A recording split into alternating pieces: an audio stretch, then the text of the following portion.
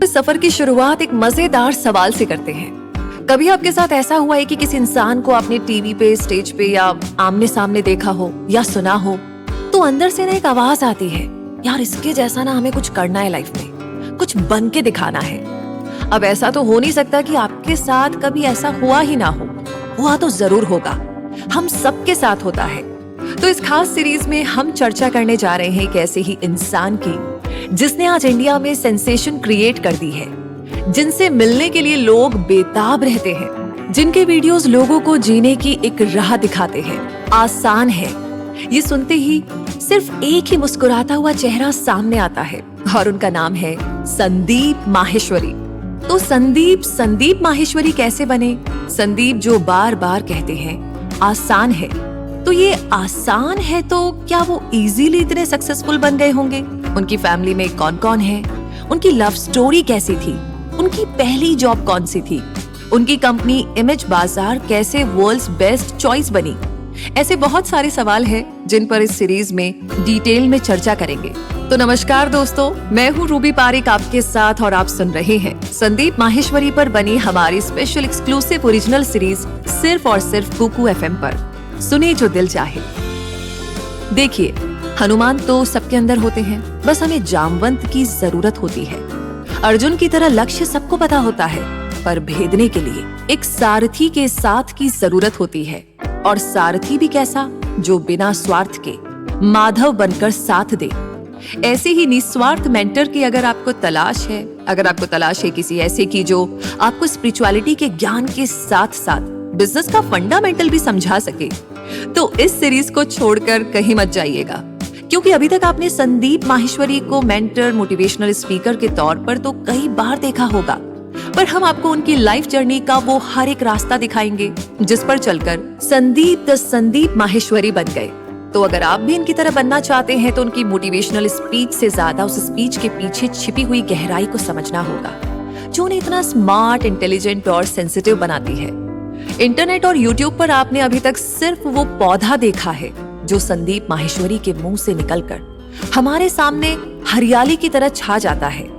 अगर उस पौधे के बीज तक आपको जाना है तो हमारी इस कहानी को अंत तक जरूर सुनिएगा, क्योंकि उनकी जिंदगी और बातें आपके सामने कुछ इस तरह से आने वाली है कि उसे समझते समझते आप अपने अंदर भी संदीप माहेश्वरी को तलाश ही लेंगे।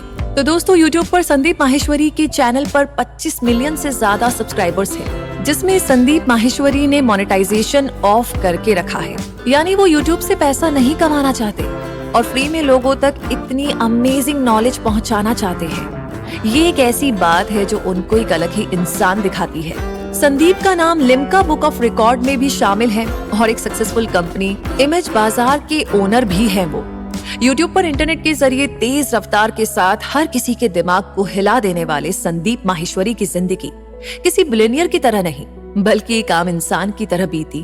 और एक आम इंसान की तरह जिंदगी में कई बड़े बड़े फेलियर्स के सफर का मजा लेते हुए वो एक ऐसे मुकाम पर पहुंच गए जहां लोगों को सफर का मतलब और रास्ते का पता बताना सीख गए।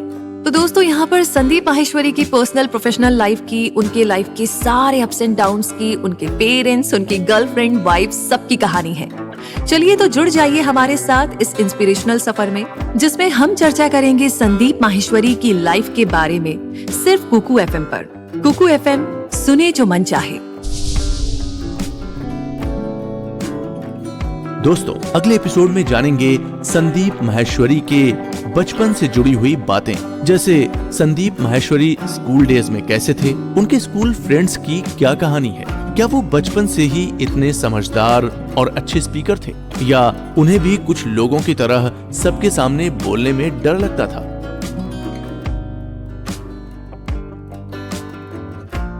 दोस्तों, वो कहते हैं ना कि अगर आप खुद को जिंदा रखना चाहते हैं तो आपको अपना बचपन और अपना बचपना साथ लेकर चलना चाहिए। और ये जो बचपन होता है ना, उसे देखकर आप अंदाजा लगा सकते हैं कि ये बच्चा आगे चलकर क्या बन सकता है, कितने आगे तक पहुंच सकता है। अगर आपको किसी की सक्सेस की कहानी जाननी हो तो जरूरी है कि आप उसके बचपन की भी एक झलक जरूर देखें। तो चलिए, संदीप माहेश्वरी की कहानी की शुरुआत भी हम उनके बचपन से ही करते हैं। संदीप खुद बताते हैं कि वो बचपन में बहुत शरारती हुआ करते थे उनके एक लाइव सेशन के दौरान उनके पेरेंट्स ने भी इस बात की गवाही दी कि संदीप माहेश्वरी का बचपन शरारतों से भरा हुआ था। बिल्कुल दूसरे नॉर्मल बच्चों की तरह वो भी अपनी छोटी बहन से झगड़ा किया करते थे और उनकी इन सारी हरकतों पर डांट भी पड़ती थी। ना सिर्फ शरारती बल्कि संदीप माहेश्वरी अपने चाइल्डहुड में थोड़े लड़ाकू भी थे। वो खुद कहते हैं कि अक्सर उनकी दूसरों से बहस और मारपीट हो जाया करती थी। अगर किसी ने उन्हें तंग किया है या किसी ने कुछ ऐसा कह दिया है जो उन्हें बिल्कुल पसंद नहीं, तो ऐसी सिचुएशन में वो उलझने से भी बाज नहीं आते थे। हम ये कह सकते हैं कि संदीप माहेश्वरी को पंगा लेने में बड़ा मजा आता था। लेकिन इसके बिल्कुल ऑपोजिट स्कूल में उनकी इमेज उनकी बाहरी इमेज से थोड़ी हटकर थी। स्कूल में संदीप माहेश्वरी को उनके क्लासमेट्स और उनके टीचर एक रिजर्व्ड पर्सन की तरह जानते थे। इस बात को कबूल कर पाना कि आज जो इंसान मोटिवेशनल स्पीकर और पब्लिक स्पीकर की तरह लाखों लोगों के सामने बोलने की और कुछ इस तरह से बोलने की काबिलियत रखता है कि सभी उनकी बातों के कायल हो जाते हैं, क्या वो शर्मीले भी रहे होंगे? पर यही तो बचपन होता है ना सिर्फ संदीप माहेश्वरी बल्कि बहुत से सक्सेसफुल लोगों की कहानी में ये देखा गया है कि वो पहले बहुत शर्मीले और शांत हुआ करते थे। तो शायद संदीप के स्कूल का माहौल ही कुछ ऐसा था जिसने उन्हें बिल्कुल शांत बना दिया था। तो अगर दोस्तों की बात की जाए तो संदीप माहेश्वरी आज अपने लाइव सेशंस और यूट्यूब वीडियोस के जरिए दोस्ती का सही मतलब बताते हैं। स्कूल टाइम में उनका सिर्फ और सिर्फ एक ही दोस्त था। इन दोनों की दोस्ती बहुत गहरी थी, इतनी गहरी कि अगर उनका दोस्त किसी दिन स्कूल नहीं आता था या वो किसी और से बात करने लगता तो संदीप माहेश्वरी को बड़ी इनसिक्योरिटी फील होती थी। मतलब हम ये कह सकते हैं कि संदीप माहेश्वरी ने अपना एक कंफर्ट जोन बना रखा था जिसमें एक दोस्त के अलावा तीसरे से मिलने जुलने बात करने की कोई गुंजाइश नहीं थी।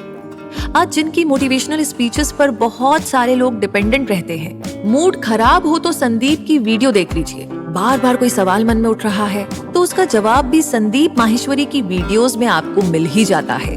तो संदीप माहेश्वरी अपने सिर्फ उस दोस्त पर बहुत ज्यादा डिपेंडेंट थे। वो बताते हैं कि अगर किसी दिन उनका वो दोस्त स्कूल नहीं आता तो वो स्कूल के पीछे जाकर अकेले लंच करते हैं, क्योंकि ना तो दूसरे ग्रुप के लोग उन्हें अपने साथ शामिल करते और ना ही वो शामिल होना चाहते थे। तो हम उनकी जिस स्कूल लाइफ की बात कर रहे हैं, संदीप की 10th तक की पढ़ाई उसी स्कूल में हुई थी। उनकी स्कूल लाइफ में बहुत अकेलापन था, एक थकान सी थी जिस थकान का बोझ उठाकर बिल्कुल शांति से वो धीरे धीरे आगे बढ़ रहे थे।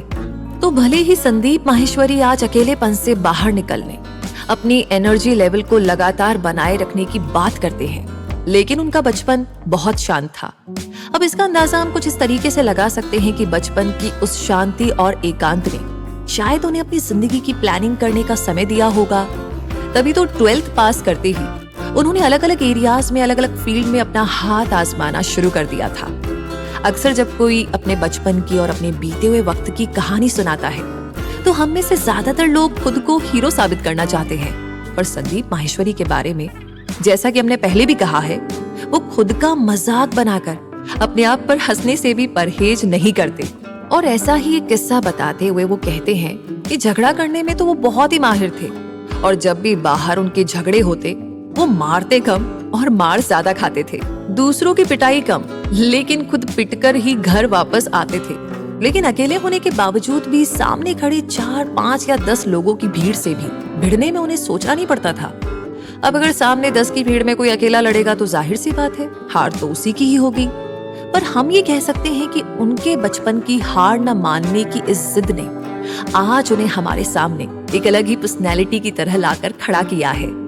इसी तरह से चलते चलते उन्होंने अपनी 10th की पढ़ाई एक ही स्कूल में पूरी कर ली थी, पर वो समझ चुके थे कि इस स्कूल में जैसी उनकी इमेज है, जैसा इस स्कूल का माहौल है, उसके हिसाब से अगर वो लगातार यहीं पर बने रहे तो उनकी जिंदगी उन्हें आगे बढ़ने और कुछ नया करने का मौका नहीं देगी।